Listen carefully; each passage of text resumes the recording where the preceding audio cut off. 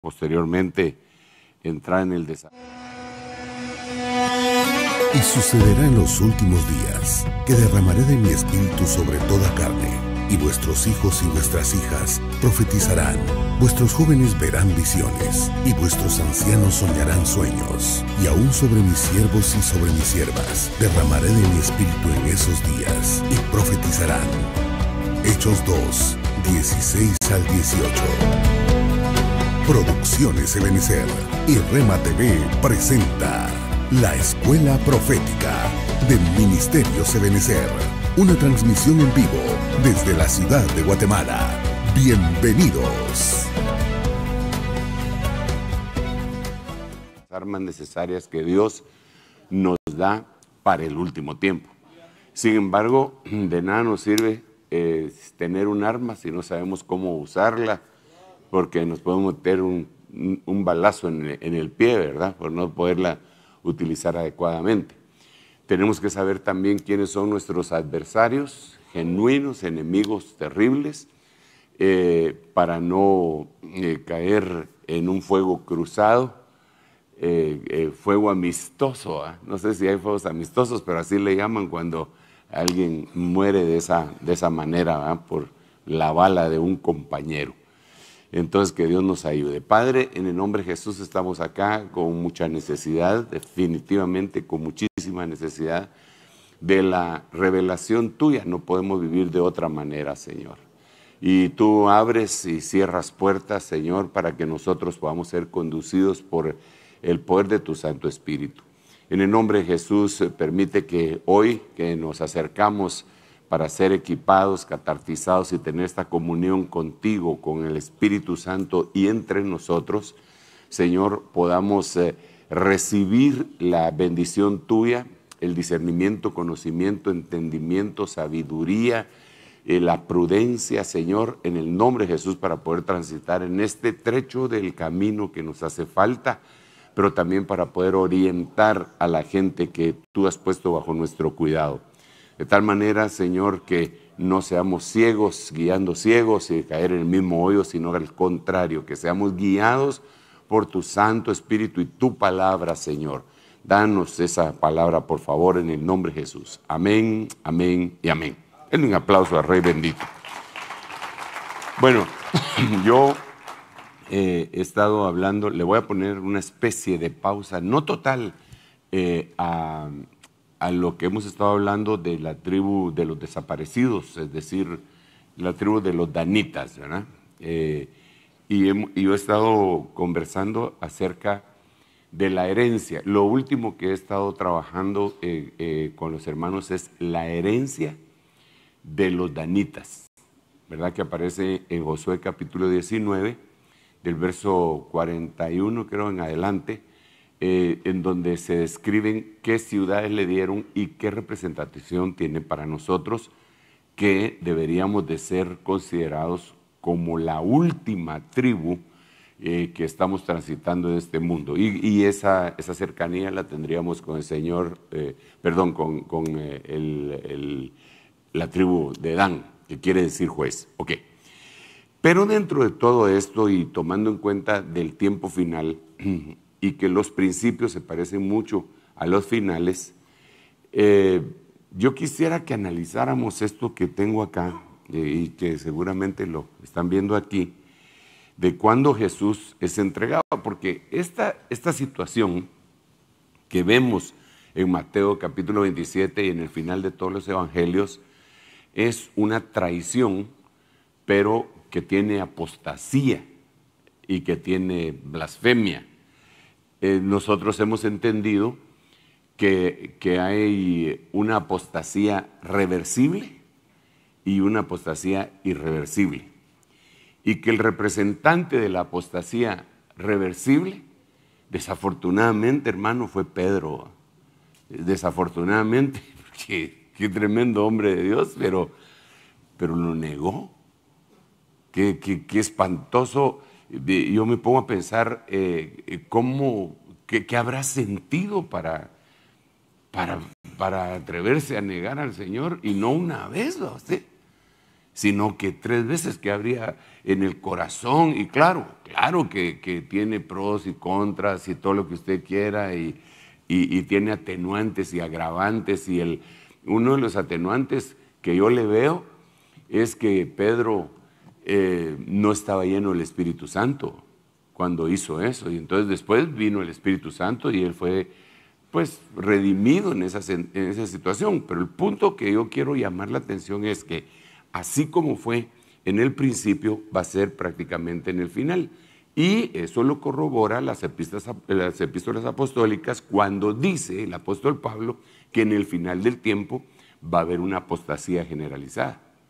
O sea, si él dice que, vamos, ¿dónde es que está esto? En 2 Tesalonicenses, ¿verdad? Sí. 2 Tesalonicenses 2:3. Chequémoslo porque es bien importante, y ahorita regreso, en donde él está hablando, pero con respecto a la venida de nuestro Señor Jesucristo y nuestra reunión con Él. Os rogamos, hermanos, no seáis, lo sabemos de memoria, pero es importante, es la palabra de Dios, no puede ser algo trillado, ¿eh? Que no seáis sacudidos fácilmente en vuestro modo de pensar, ni os alarméis ni por espíritu, ni por palabra, ni por carta, como si fuera de nosotros, en el sentido que el día del Señor ha llegado, en el sentido que llegó la gran tribulación. Eso lo subrayamos. No vayan a creer que de repente llegó la gran tribulación. Eso es lo que está diciendo en pocas palabras. Que nadie los va a engañar, porque esa gran tribulación, ya verso 3, no vendrá sin que antes vengan 2 cosas. Primero venga la apostasía, y después va a ser revelado el hombre de pecado, el hijo de perdición. Entonces, ya con el contexto escatológico que nosotros más o menos manejamos, nos damos cuenta que inmediatamente después de eso empieza el periodo tribulacionario. Pero esto tendría que ser pretribulacionario. Es decir, la apostasía tiene que ser pretribulacionaria. Pero, digamos, aquí dice, sin que venga la apostasía, sin que primero venga la apostasía. Sin embargo, a mí me gustaría mucho que pudiéramos analizar algunos versículos de diferentes versiones. Vamos a ver, porque yo encontré una que decía la apostasía generalizada, pero creo que esa está en inglés y no la tengo aquí. Vamos a ver, the falling away from the faith. Sí, la apostasía, solo que ellos lo ponen como el alejamiento, caída y alejamiento de la fe, que como que se va a dar. Pero la Biblia amplificada dice apostasía. Vamos a ver si la King James, ¿cómo dice? Sí, solo dice falling away. Apostasía, la apostasía. Mire esta BTA. Mire cómo dice. No os dejéis seducir de nadie en ninguna manera, porque no vendrá este día sin que primero haya acontecido la apostasía casi general de los fieles. O sea, hermano, perdón, pero eso es una locura. La apostasía casi general. La Biblia amplificada es más contundente en inglés, porque su traducción en español creo que no la pusieron así, pero dice la apostasía generalizada. De una vez la deja ver. Entonces, ya generalizada, hermano, quiere decir que aquí en Guatemala vemos aproximadamente como 20,000 iglesias registradas. 25. La Alianza Evangélica, 25,000. Y si decimos que es una apostasía generalizada, dentro de toda esa cantidad de gente, por favor, nadie va a decir que yo estoy acusando ni nada, solo estoy calculando, por lo que dice acá usted. ¿Cuánta gente dentro de ese grueso de la población va a caer en una apostasía? Si es casi general, ¿cuánto diría usted? Pero que sea usted el que lo diga, con eso lo tiktokean a usted, ¿va? Usted me está diciendo el 90%. Échele pluma, ¿cuánto sería en esos cálculos? ¿Cuánto sería el 90 del 25? 22,000. Ahora, el asunto es el siguiente, que en el discipulado del Señor Jesucristo, porque, hermano, mejor maestro, mejor pastor, mejor apóstol, mejor evangelista, mejor profeta que él. ¿Quién? Nadie. Cuando hablan de su apostolado lo ponen como único. El apóstol y sumo sacerdote de nuestra fe. El evangelista, el diácono de Dios. Entonces, el mejor de todos. Tenía cercanos. Convivía con ellos. Porque él no les predicaba cada jueves. No, mire pues, ni les predicaba cada domingo. Vivían con él. Dormían con él. Comían juntos. Caminaban en los senderos juntos. O sea, era un discipulado constante. Le preguntaban, tenían una duda. Señor, ¿qué significa tal cosa? Ay, ni siquiera ustedes entienden eso. ¿Cómo? Si no entienden esta parábola, ¿cómo van a entender? ¿Verdad? Estaban 3 años. Vieron cómo el Señor caminó sobre las aguas. Vieron cómo resucitó a los que estaban muertos. Vieron cómo sanó a los leprosos. Era un discipulado full immersion. Y andaban con él. Hermano, los discípulos también eran tremendos. Buenos. Imagínense usted, andaban con él. Yo no sé qué problemas pudo haber tenido Pedro, porque Pedro era casado. ¿O no? Ay, si Pedro era casado y solo con el Señor andaba. Yo imagino que la doña tiene que haber sido muy especial también para no armarle clavo como las hermanitas le arman clavo a ustedes, ¿ah? Ya vas otra vez, ¿eh? No. Imagínense qué discipulado estamos hablando. Y el principal del discipulado al que el Señor le dijo, bienaventurado eres, porque esto no te lo reveló ni carne ni sangre, lo niega 3 veces. Lo apostató. Devolvió la fe. Quiero la misericordia de Dios, ¿no? Esa es la que conocemos como apostasía reversible. Llegó el Espíritu Santo y lo inundó. Él se arrepintió, el Señor, usted sabe cómo lo corrigió 3 veces. ¿Me amas, Pedro? ¿Me amas, Pedro? ¿Me amas, Pedro? Él rompió a llorar. Tú sabes todas las cosas. ¿Ya para qué voy a seguir hablando, Señor? Si desde hoy te dije que no te iba a fallar y te fallé. Mira, no me metas en esos problemas, por favor. Tú sabes que te amo. Va. Usted sabe toda la historia. Entonces ya se volvió un hombre tremendo y lo recibieron, lo reinsertó. Pero el otro tuvo una apostasía irreversible. Porque son las 2 puntas del lazo, ¿eh? Uno es Pedro y el otro es Judas. Judas es el que representa apostasía irreversible. Pedro es el que representa la apostasía irreversible. Habría que preguntarse por qué. ¿Qué factores empujaron a que un hombre del carácter de Pedro hiciera eso? Otra cosa, el Señor elige bien. Él se subió al monte según Mateo capítulo 10 versículo 1 al 3 y ahí fue cuando él llamó a sus discípulos y los llamó apóstoles. Él no dijo, vamos a ver, me cae bien, Timarín de los Pingüecos, Caramaca, vos Pedro, vení para acá, Andrés, vení para acá. No, él tuvo una comunión con Dios y le dijeron que Judas. Y dice en ese versículo, Judas, el que llegó a ser traidor, es decir, que no era traidor. Entonces, otra vez, la pregunta de siempre, ¿verdad? La pregunta de siempre, ¿por qué llegó a ser traidor? Así, yo me pregunto, ¿por qué Pedro apostató? ¿Usted por qué cree? Dígame. Sí, mire, sí, yo veo muchas cosas, porque miedoso no era. Cuando había necesidad, sacó la espada y trató de cumplir su palabra.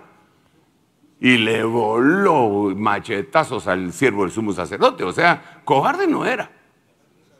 ¿verdad? Algo tuvo que haber sucedido. Yo me imagino algún tipo de frustración porque no entendió, no tenía el entendimiento. Por eso el Señor le había dicho 2 veces, habla de Pedro, que el entendimiento tuvo que evolucionar. Él no entendió. ¿Y ahora cómo le hago? No me permite, Señor, trompacear a estos. ¿Y entonces qué tengo que hacer? La única forma era que tenía que esperar la llenura del Espíritu Santo.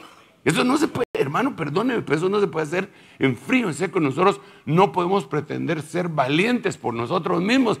En esta tarea tendría que ser lleno del Espíritu Santo. Yo me imagino que así han sido todos los siervos de Dios que se han enfrentado a verdaderos peligros. Un Martín Lutero que lo persiguió la iglesia imperial por toda Europa, hermano, y era un solo hombre, todo un sistema religioso, político y económico persiguiéndolo.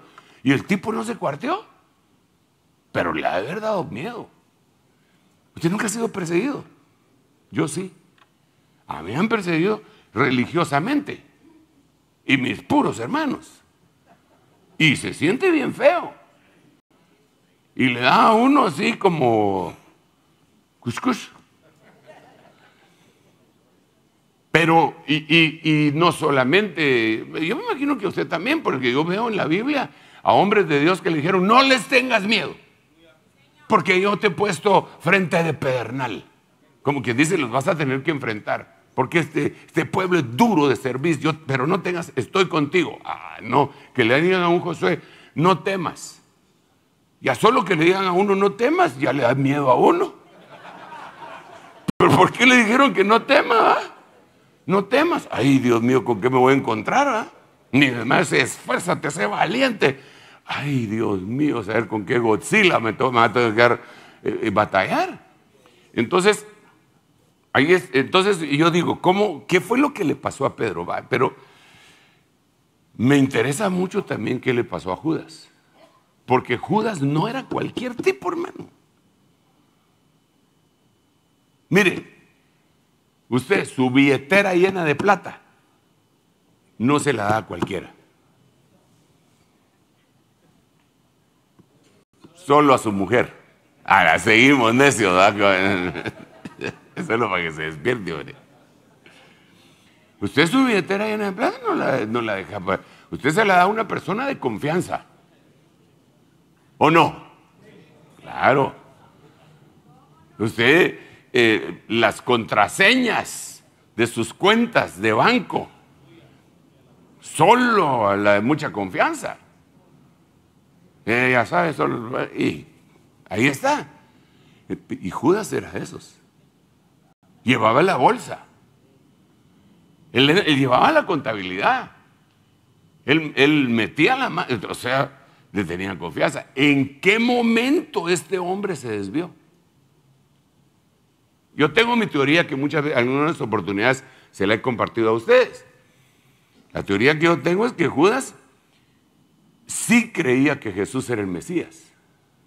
Sí creía, pero él creía que las funciones del Mesías en su primera venida no eran las que estaba haciendo el Señor. Entonces él dijo, le voy a echar una manita. Porque resucita gente, resucita muertos, multiplica los panes, puede multiplicar las espadas, camina sobre las aguas, resucita a los muertos. Si nos matan unos 2, 3, 4 rebeldes, Él los resucita y de todos modos les vamos a sopapear a los romanos. Pero no lo hace, ahí anda todo como cordero mudo. Nos está diciendo que tenemos que caminar 2 millas si la ley romana dice que solo 1. No, yo lo voy a reencauzar. Entonces no conoció el plan. Y entonces cuando veo esto, porque esto es si usted quiere hasta cierto punto, una elucubración mía, un pensamiento mío, aunque como dijo Pablo, yo también tengo al Espíritu Santo. Pero entonces, vuelvo otra vez a decirle, si hubo apostasía de Pedro y de Judas y todos los demás discípulos huyeron en la finalización del ministerio terrenal del Señor Jesucristo aquí en la tierra, ¿qué irá a pasar en la finalización del ministerio ungido de la iglesia sobre la faz de la tierra? ¿Será que van a suceder cosas semejantes? ¿Será que dentro de los ministros va a haber apostasía y unos se van a ir con otro evangelio? Porque el mismo apóstol Pablo también lo dijo cuando se despidió. Dijo, yo sé que después de mi partida entrarán lobos rapaces que no perdonarán el rebaño, y aún dentro de vosotros mismos se levantarán algunos llevando discípulos hablando cosas perversas. O sea, el asunto es con nosotros. Padre Santo, que Dios nos ayude y nos haga reconfesados. Entonces, la pregunta, la gran interrogante, ¿por qué? ¿Qué pasó? Entonces, yo lo que quiero es que analicemos un poquitito a este personaje del cual estamos hablando y lo homologuemos con algunos, lo vinculemos con algunos que murieron igual que él, para ver si ese es un vínculo para que nosotros encontremos probables razones de por qué al final de cuentas uno podría sucumbir. Pero en el nombre de Jesús no queremos. Le suplicamos a Dios. Yo le ruego a Dios todos los días, hermano, Señor, guárdame toda herejía. Yo no quiero llevármelas de que lo sé todo. Yo quiero aprender de ti, Señor. De veras, lo digo con todo mi corazón, hermano. Yo no soy un teólogo. Si a mí me pusieran a llenar una hoja y me pusieran profesión o oficio, yo con mucho gusto pongo estudiante. Estudiante. ¿Por qué? Porque eso es lo que hago. Estudiar la Biblia. Y cada vez que estudio aprendo algo. Entonces, yo sí creo que hay cosas en las que nosotros vamos evolucionando en el entendimiento. Cuando yo era niño, pensaba como niño, dijo el apóstol Pablo, pero cuando llegué a ser adulto, entonces cambió mi manera de pensar. El mismo apóstol Pedro, volvemos otra vez a la carga, le dijo, Señor, lo que yo estoy haciendo contigo, tú no lo entiendes ahora, pero lo entenderás después. Y él después dice de otro tema, ahora entiendo. Antes no lo entendía, pero ahora entiendo. Que Dios no hace excepción de personas. O sea que uno tiene que ir creciendo. Debe ser una oración, hermano. Debe ser una oración, una súplica. Y como dijo un hermano amigo, con el que a mí me gustaba discutir, porque era muy afable y entonces yo le podía decir cosas sin que se ofendiera. Me dijo un día, mira, Sergio, es un hermano pastor de una red ministerial. Todas vuestras palabras, amigo, sean sazonadas con sal. Y le añadió de su propia cosecha, por si después tenéis que tragároslas. Y dije, tiene razón, hermano. Porque a veces nosotros nos enorgullecemos de cosas y las afirmamos. Yo me recuerdo cómo nosotros hubo un tiempo, digo nosotros pues en el discipulado donde yo estaba, ¿verdad? Donde yo era discípulo, nosotros afirmábamos que un cristiano no podía tener un demonio, no podía estar endemoniado. Lo afirmábamos y presentábamos nuestros argumentos hasta que empezaron a caer un montón de endemoniados en la iglesia. Entonces, ¿qué hacíamos? ¿Qué hacíamos? ¿Qué íbamos a decir? No, lo que pasa es que este no estaba convertido y por eso es que cayó endemoniado. No, eran hermanos, algunos servidores, diáconos, diaconisas y gente de probado testimonio según nosotros que caían.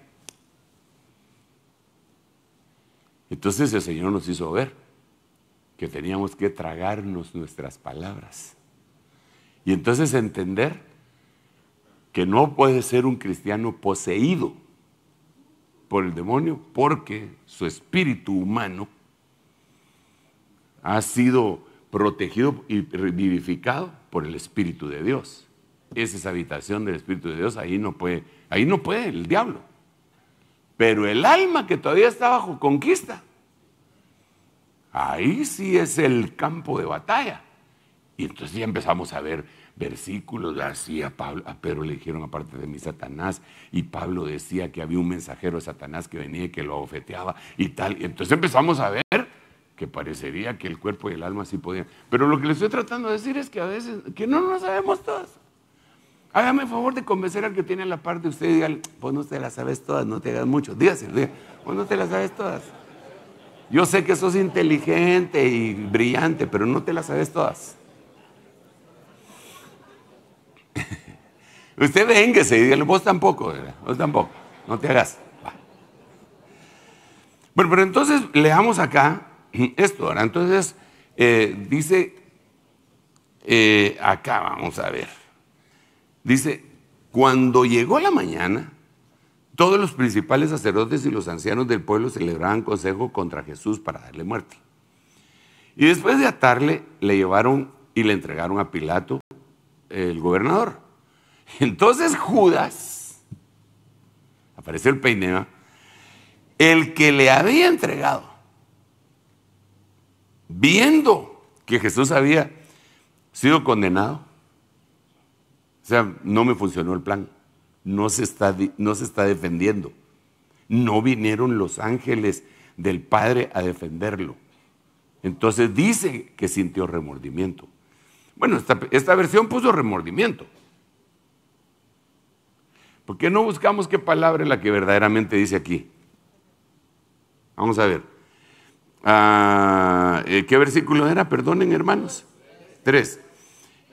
Dice eso. Mire, repented.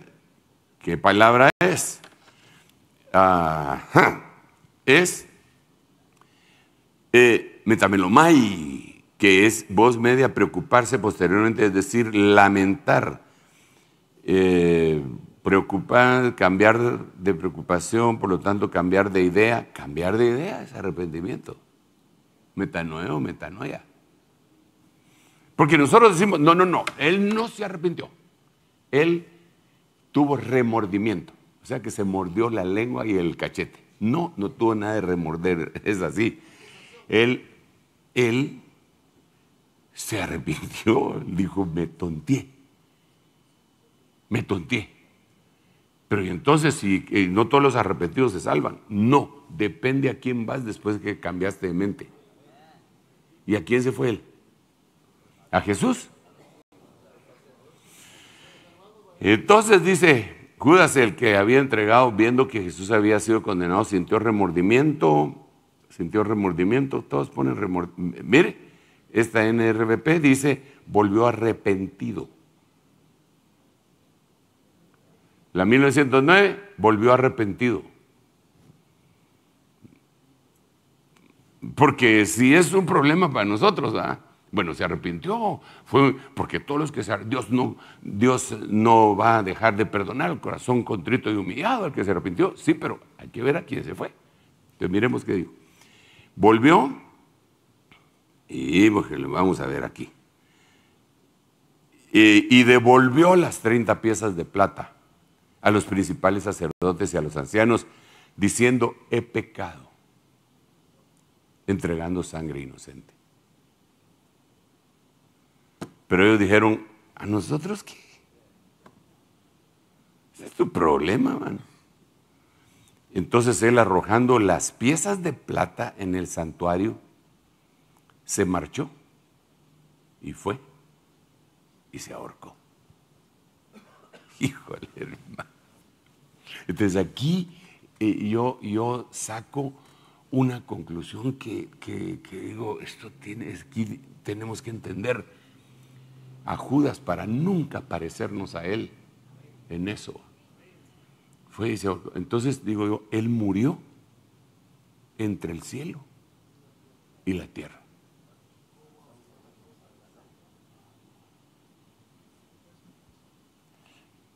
Ayúdeme, por favor. ¿Qué significa eso para usted?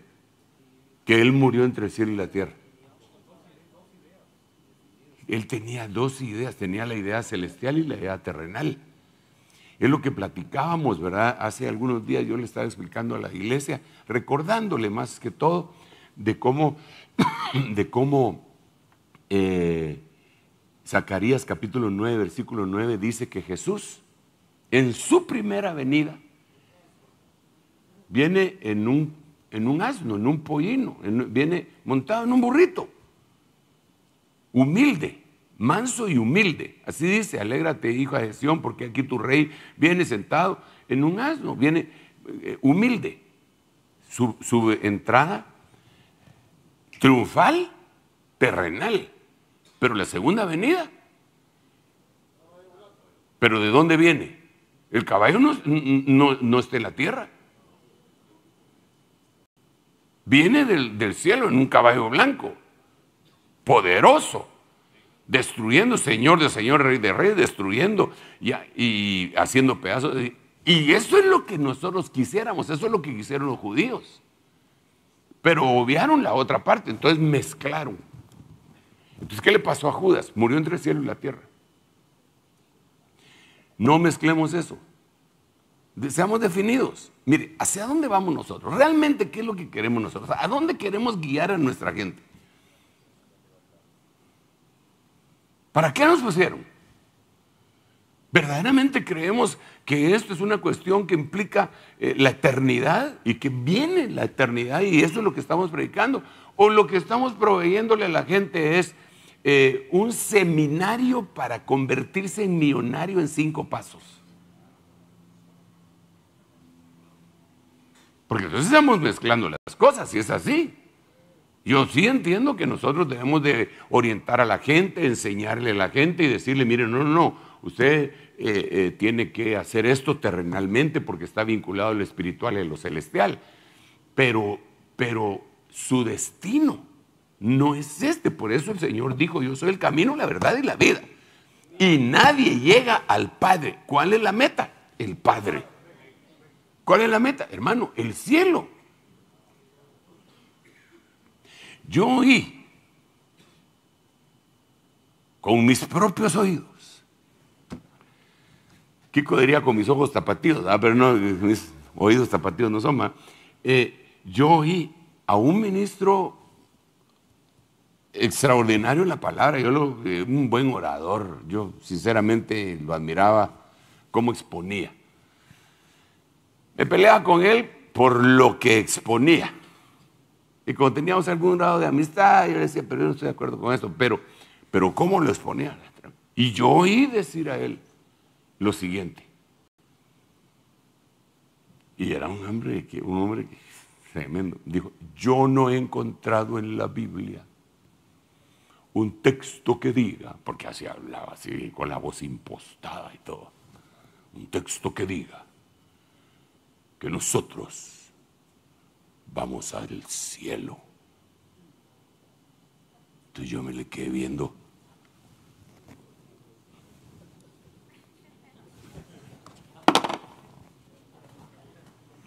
Entonces cuando él se dio cuenta que lo estábamos viendo así, dijo, bueno, solo hay un pasaje, dijo. San Juan capítulo 14. Se lo sabía el bandido. Voy pues a preparar lugar para vosotros, para que donde yo esté, vosotros también estéis. Y no que no, pues. Pero entonces él quería afirmar a la gente a la tierra. Porque le convenía, porque también era un modus vivendi. Y Judas estaba en ese rollo. No mira usted que Judas dijo, ese perfume en el mercado negro de allá de Jerusalén, le saco yo 300 denarios. Qué desperdicio o sea, le interesaba. Entonces yo creo que uno de los problemas que nos pueden conducir a una traición es el amor al dinero. Y que afecta a todos los ministerios. Todos. Un apóstol traidor, Judas. Un profeta que se vendió, Balaam. Todos. La Biblia lo dice, de pastores, de maestros, que enseñan por dinero, por ganancias. Entonces eso puede ser un problema muy serio. Entonces para ello deberíamos decir nosotros, bueno, me llamaron al ministerio. Ok, mi proveedor es Dios. Si Él quiere me va a dar y si no yo voy a gastar de lo mío y no solo de lo mío, sino que yo me voy a gastar a mí mismo, como dijo el apóstol Pablo, y no solo lo dijo, lo hizo, se puso a trabajar y de su propio sueldo hacía las cosas. Claro, yo estoy consciente de que el que vive para el altar tiene el derecho de vivir del altar, pero lo que estoy tratando de insistir es, nuestra mirada no debe estar siendo puesta jamás en los recursos económicos. Y la Biblia lo dice, el apóstol Pedro dice, apacentada a la grey no por ganancia. Entonces ya cuando se vio muy terrenal la cosa, abrió la puerta. Pero entonces se me vienen otras ideas. Y digo yo, conozco en la Biblia unos 20 cuates de Judas que murieron igual. Entonces hay que analizarlos, porque si murieron igual que él, quiere decir que tenían más o menos la misma condición que él. Entonces el primero que quisiera que analizáramos brevemente, por causa del tiempo y que cómo avanza de rápido, sería en Génesis capítulo 40, en el versículo 19, a este hombre. Dentro de 3 días, Faraón te quitará la cabeza de sobre ti y te colgará en un árbol. Y las aves comerán tu carne. Híjole, qué cosa tremenda. Aquí me va a tener que echar una mano para que le hagamos un psicoanálisis ¿a quién? Al panadero. Yo lo primero que veo, lo primerísimo que veo, si quiere usted lo chequeamos aquí juntos, vamos a ver, en los primeros versículos debería estar, después de estas cosas, sucedió que el copero y el panadero del rey de Egipto ofendieron a su señor. O sea, no los metieron al bote porque el otro era un señor de horca y cuchillo. Estos ofendieron a su señor, el rey de Egipto. Y Faraón se enojó contra sus 2 oficiales, contra el jefe de los coperos y contra el jefe de los panaderos, y los puso bajo custodia en la casa del capitán de la guardia de la cárcel, en el mismo lugar donde estaba José preso. Entonces, una de las cosas que yo veo acá es que eran de mucha confianza. ¿O no? Usted no ha oído ese término que dice, no te pelees con la cocinera. ¿A qué se refiere eso? ¿Ah? ¿Qué dijeron por ahí? Sí. En el peor de los casos, mire, en el mejor de los casos, le puede escupir la comida.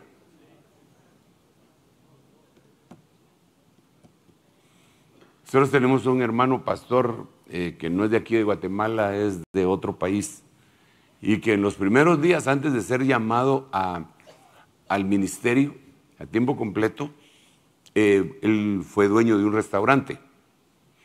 Pero para poder ser dueño de un restaurante tuvo que aprender mucho. La administración de un restaurante parece que es un poco complicada, y entonces él trabajó desde los puestos más bajos. Le ponen nombres bien raros a los que ponen la mesa, que no son los mismos a los que levantan el pedido. No sé cómo es que les dicen, palero, no sé cómo dicen. Pero hay diferentes grupos de personas que atienden. El primero es el que llega y limpia la mesa, el segundo es el que pide las bebidas, el otro es el que pide la comida. Otros son los que llevan la comida. Tienen que ser bien pilas en algunos restaurantes para llevar 10 platos que no se le caigan, ¿va usted? Bueno, y la sopa, así, y el camarón va a nadar ahí y no se cae, nada, salpica. Entonces, platicando con él, él me decía, mira, en un restaurante no hay que alegar. No hay que alegar. ¿Pero por qué? Le digo, si uno está pagando, que yo todo brincón, va. No hay que alegar, yo sé lo que te digo. Hasta que le saqué con cuchara la verdad, hermano. Y entonces sí me dijo que hacen cosas bien chucas. Está bien bravo con aquella persona, ¿va? ¿Quién es? ¿Aquel es? Este es su plato. Ah, va.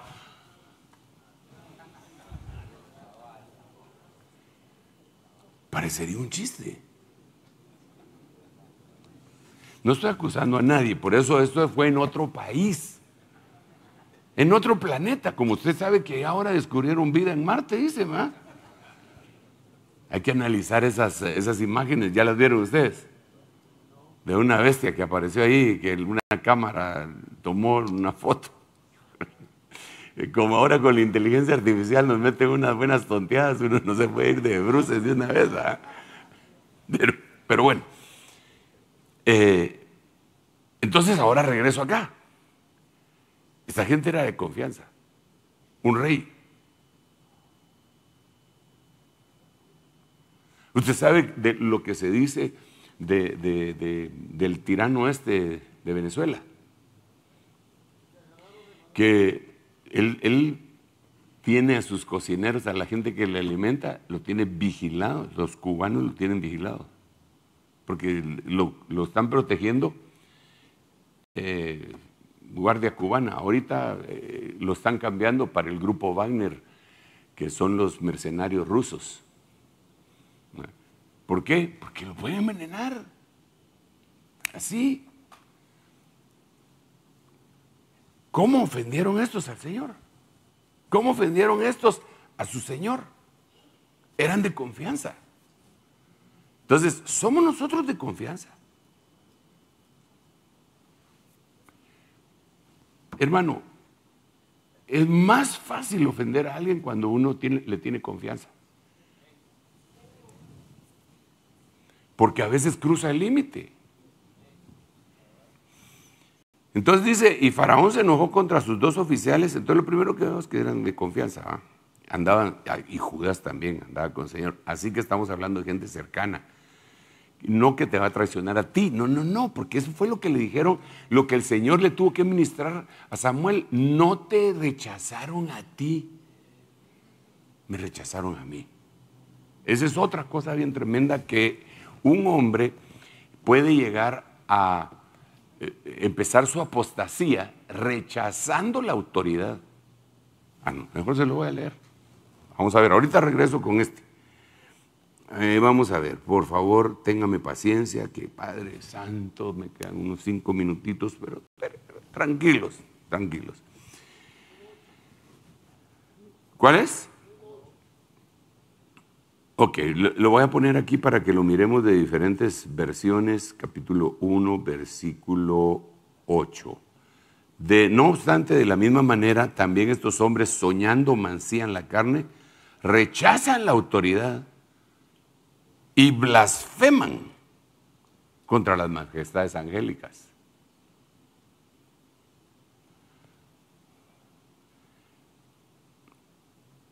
Mire cómo dice la Biblia textual. De la misma manera, no obstante, también estos que tienen visiones contaminan la carne y rechazan la autoridad, blasfemando de las potestades superiores. O sea, su problema es contra la autoridad. ¿Cuál es la autoridad? Póngale que usted es la autoridad. Usted es la autoridad de esa ovejita, ¿va? Entonces, él rechaza su autoridad, pero sin saberlo está blasfemando contra una potestad angelical que lo cubre a usted. Y entonces ya se puso seria la cosa para esa persona. Eso es lo que está diciendo ahí. Sí, por eso le puse varios versículos. Dice, menosprecian la autoridad. Yo, si me tocara parafrasear, diría, menosprecian la autoridad y como consecuencia blasfeman de las potestades superiores. Menosprecian la potestad, vituperan las dignidades. Ensucian desprecian las potestades y dicen injurias de las dignidades. Vamos a ver. Mire, no reconocen señorío. ¿Qué era lo que hacía Judas? maestro, ¿seré yo maestro? No reconocía señorío. Y entonces blasfeman de las glorias. Vamos a ver, autoridades blasfeman de las dignidades, blasfeman contra la majestad, desprecian el señoría, injurian las glorias, pero por causa del tiempo me voy a regresar entonces a Génesis capítulo, ¿qué era? 40, y al llegar hasta el 19, pero empecemos aquí por el 1. Entonces, una de las formas fáciles de apostatar es despreciando la autoridad. Y yo creo con todo mi corazón que una de las señales apostólicas es la autoridad. Recibirla y ministrarla. El apóstol Pablo dijo claramente, nosotros, aunque tenemos autoridad, no quisimos imponerla. Entonces, el Señor, ¿por qué cree usted que se opone un montón de gente que son cabezones y teólogos al apostolado? Porque se dan cuenta que el apostolado significa autoridad y someterse, y ellos no se quieren someter. Ellos dicen que se someten a la Biblia, pero no se someten a las autoridades por Dios puestas. Entonces, ¿dónde van a ir a parar? ¿Dónde van a ir a parar? Sí, van a ir a parar a la gran apostasía, a la apostasía. Es una lástima y una vergüenza, hermano, que la iglesia, que debería estar unida, reconociéndonos mutuamente, por cualquier cosa se divida. Y que aquel no reconoce al otro, entonces me quedo solo. Aquí voy a trabajar solito, porque es que no coincido. Hay una discrepancia. ¿Cómo dicen cuando se van a divorciar eso de caracteres? ¿Cómo? Incompatibilidad de caracteres ministeriales. Entonces, no, mejor aquel es cada mico en su columpio.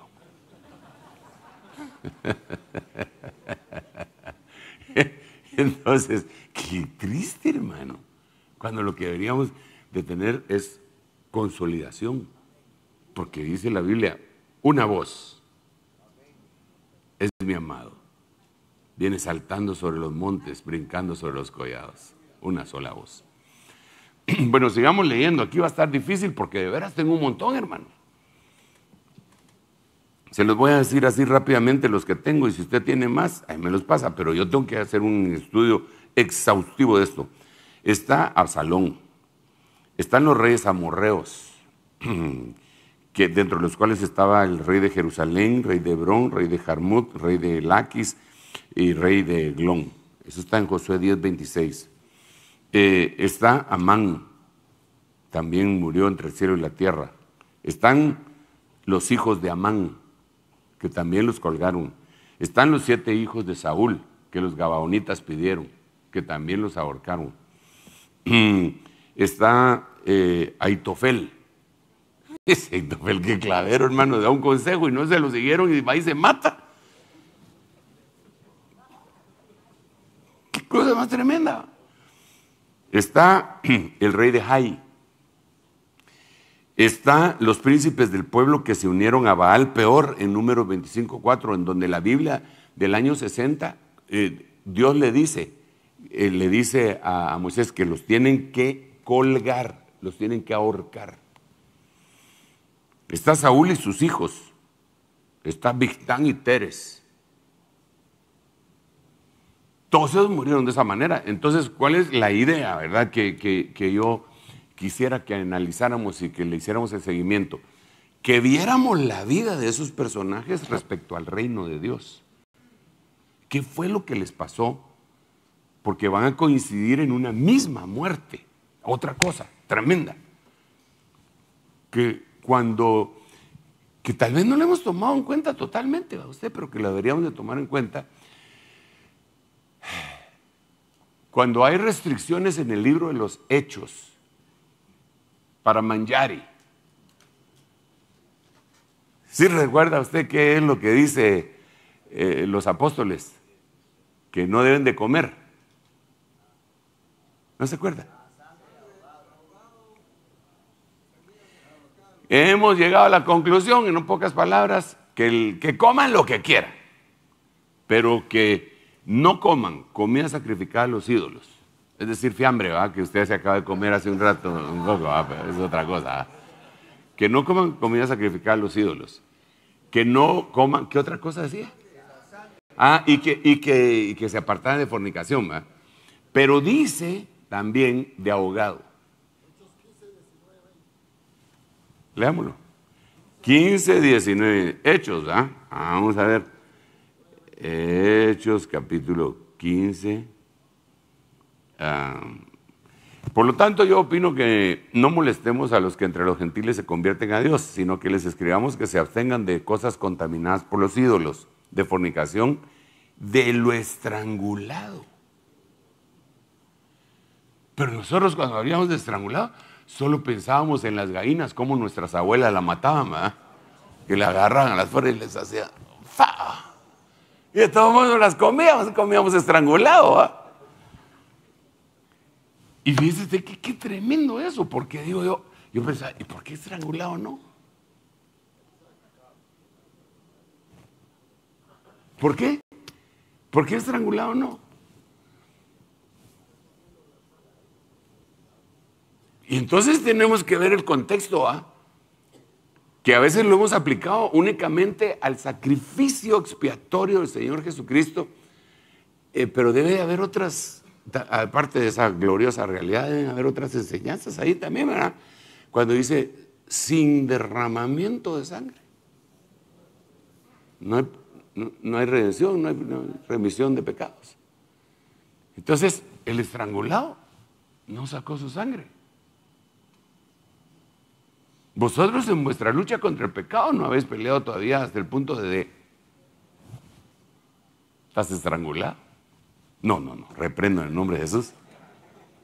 Entonces, derramar sangre quiere decir más o menos como que nos cambien la genética. Eso es lo que quiere decir.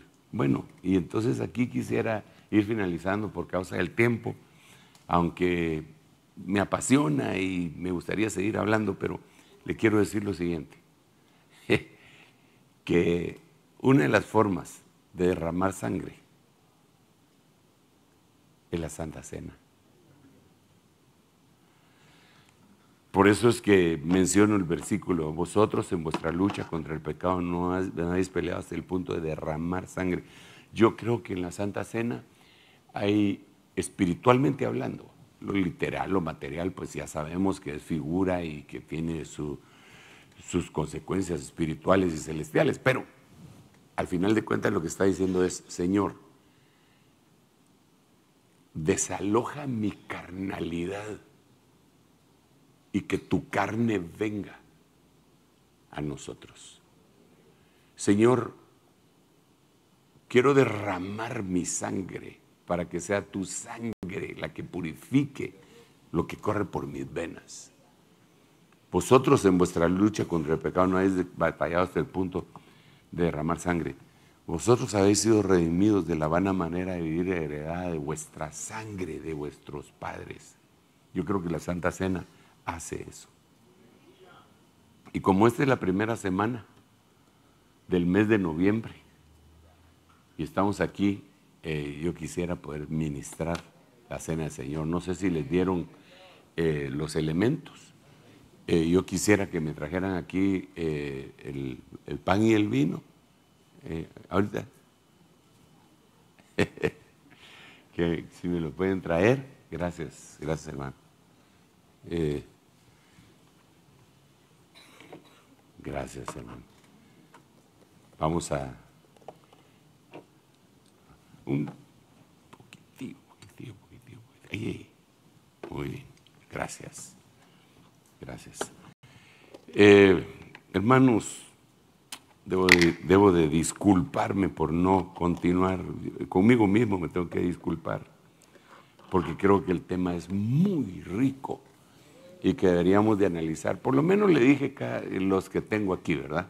Analice a Victán y Teres, analice al panadero.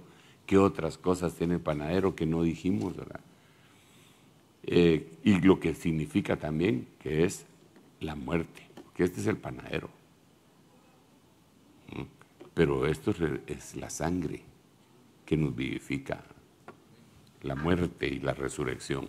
Oremos al Señor. Padre, te damos gracias, Señor, por permitirnos estar acá celebrando esta comunión entre todos nosotros, Señor. Gracias, papito lindo, porque tú lo haces constantemente en nuestra vida y permites que nosotros vayamos entendiendo un poco más conforme va pasando el tiempo. En el nombre de Jesús, gracias por tus siervos. Gracias, Señor, por tus siervos y tus siervas. Gracias, Señor, porque tu Espíritu Santo nos conduce, nos convence, nos redarguye, nos ayuda, y tu sangre bendita nos limpia, Señor, de todo pecado. Tal como está escrito en Apocalipsis, capítulo 1, verso 5. Señor, tu sangre nos limpia y nos hace reyes y sacerdotes. Hoy nos acercamos a la mesa, en primer lugar, pidiéndote perdón por pecados, transgresiones e iniquidades. Perdónanos, Señor, por favor, una vez más. Acuérdate de nuestra debilidad y nuestra carnalidad y cómo tú, tu misericordia, envías la gracia para que podamos sojuzgar lo que no es correcto. En el nombre de Jesús, Señor, perdona nuestros pecados, pero no solamente eso, ayúdanos para perdonar a los que nos ofenden. Aquellas personas que en algún momento levantaron su voz o su mano o planificaron una conspiración contra nosotros, ayúdanos para que tengamos la capacidad de perdonar y de olvidar. Y si es posible, Señor, que en ti todo es posible, incluso llegar a amar a nuestros enemigos. En el nombre de Jesús, ayúdanos para no tratar de hacer esfuerzos infructuosos con nuestra carne, sino que con tu Espíritu Santo sí lo podemos hacer en tu nombre. Bendice los elementos, bendice el pan, bendice la copa y ayúdanos a que esto nos hermane y nos amiste más entre nosotros. En el nombre de Jesús, comamos del pan todos en este momento, hermanos.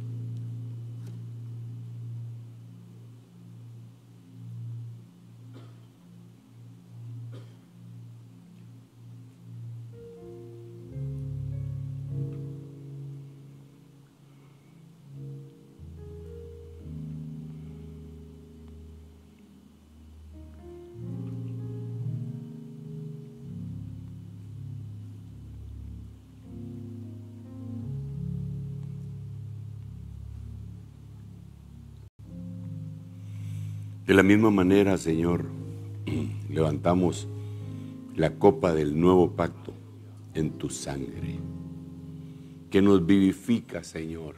Gracias por el sacrificio hecho en la cruz del Calvario. Gracias. Bebamos todos en el nombre de Jesús, hermano.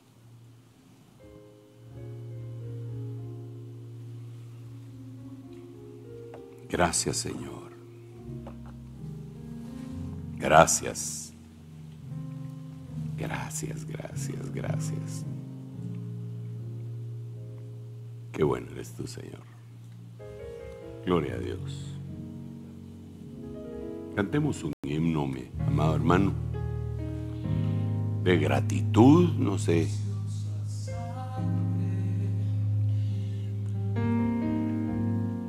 Que mi vida,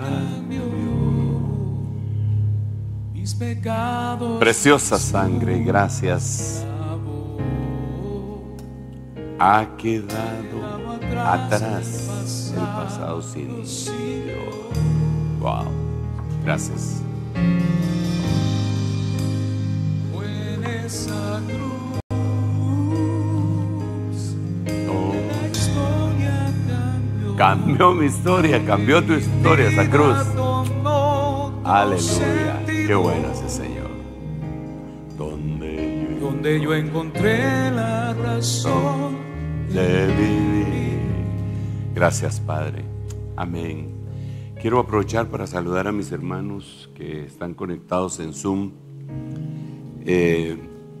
porque pues después no lo voy a hacer porque voy a salir y entonces se va a quedar aquí a cargo para la enseñanza pastoral uno de mis invitados, al cual les ruego lo reciban. Siempre ustedes lo hacen, ¿verdad? Gracias a Dios. Le damos la bienvenida aquí a los hermanos, a los siervos, hermano Juanito, hermano Luis Ponce, hermano Freddy Villatoro. Esperamos que siga pegando ese hueso de una buena manera y que no se desespere tanto, ¿no? Porque son varios días.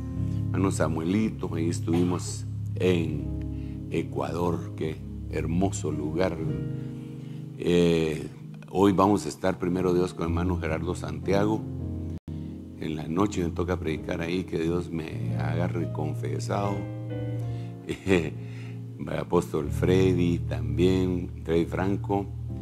Y allá está hermano Edwin, con alcalde musulmán. Qué cardíaco eso a vos. Que Dios te guarde vos, en nombre de Jesús. Hermano Raulito, que está en Texas. Ahí creo que se van a ir un montón de empresas que están en Nueva York. Así, Padre, sí, hermano Luisito Ponce también, qué bendición cada uno de ustedes, hermanos amados. No sé si tenemos algunos otros pastores en el Zoom, pero solo para saludarlos, ¿verdad? No quisiera dejar de hacerlo. De tal manera, sí, aquí tenemos a varios, ¿verdad? Qué bendicionota, hermanos. Qué bueno, qué bueno. Los bendecimos a todos y cada uno de ustedes en el nombre de Jesús. Los saludamos. Bendiciones para cada uno de ustedes. Muy bien, yo quisiera pedirles favor si me pueden enviar, porque como ya oyeron, voy hacia San Cristóbal Las Casas. Ahorita me voy para poder participar de este retiro que tenemos anualmente allá. Creo que se llama El Resplandor de tu Rostro, algo así. Así es, ¿verdad, Gerald? Resplandor de tu Rostro. Y vamos, le pido que si puede orar por mí, por favor. Si me hacen el favor los hermanos pastores que estén aquí en la primera fila, que suban y me envíen. Yo siempre digo eso, que el apóstol envía, pero yo veo también al apóstol Pablo siendo enviado por la iglesia. No hacía Bernabé. ¿Se recuerda cuando se peleó Pablo y Bernabé? Enviaron a Pablo, pero Bernabé se fue solito. ¿Y qué pasó con Bernabé? Pues estableció una iglesia en Chipre que tiene aproximadamente 500,000 de fieles en todo el mundo, pero nunca más se volvió a saber de él. ¿Qué pasó con Pablo? Pues fue el perito arquitecto de la iglesia y Dios lo usó para fortalecer la iglesia de Cristo. No fundó su propia iglesia, no es una iglesia paulina, sino que fortaleció la de Cristo. Bernabé, la de él. Bueno, no me voy a meter a pelear con Bernabé, que era buena gente, va. Oremos. Amado hermano, Padre, te damos gracias, Señor, por la vida de nuestro Padre Sergio Enríquez, el apóstol que nos cubre, Señor. Lo enviamos con amor.